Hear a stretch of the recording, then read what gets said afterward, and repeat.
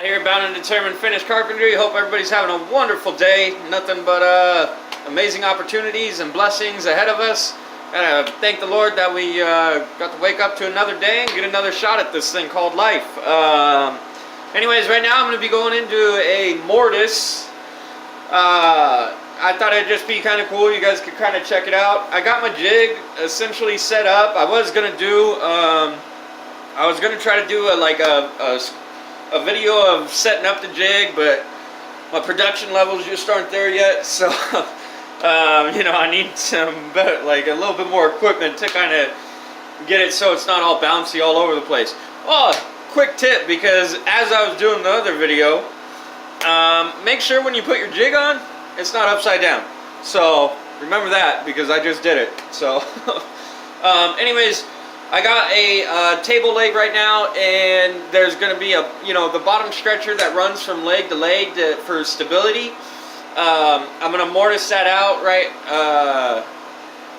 And then I'll do probably another video as well to show you that, you know, I'm going to do the mortise on this one, and then when I do the pinion on the other one, I'll show you kind of how I do that. I usually just do that with the dado blade on the table saw, but you guys will be able to see that too.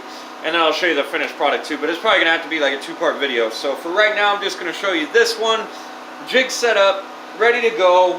Got all my measurements, figured out everything I need to do.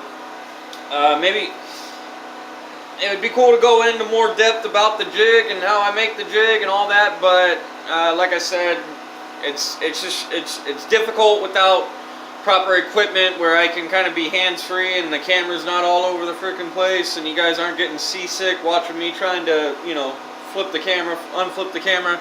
So figured out all my dimensions, got it ready to go. Right now, I'll show you. I'm going to be using a plunge router to do it, and what I'm going to be doing is it's end up going to be about 2 inches deep.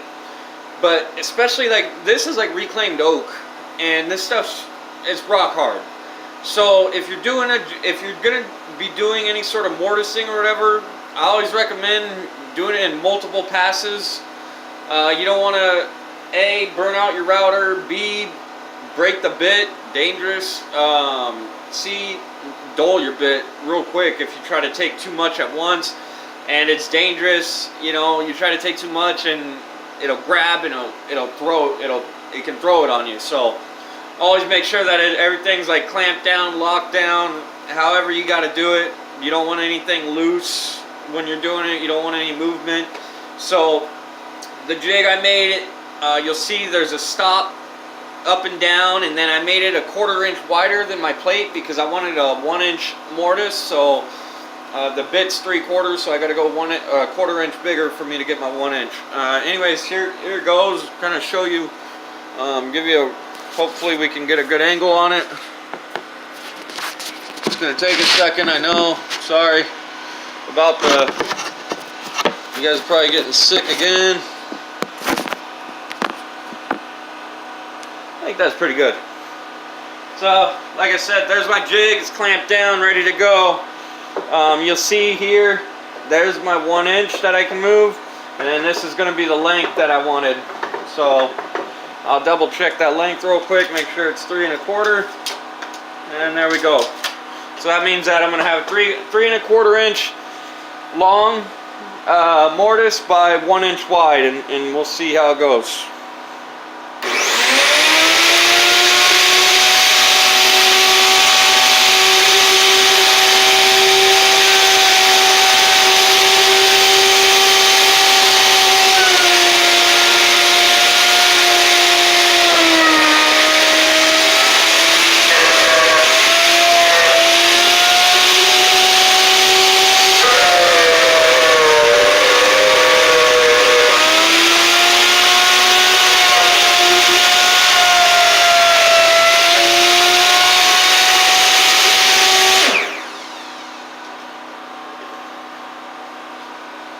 Give us a good idea. Blow it out for you guys real quick.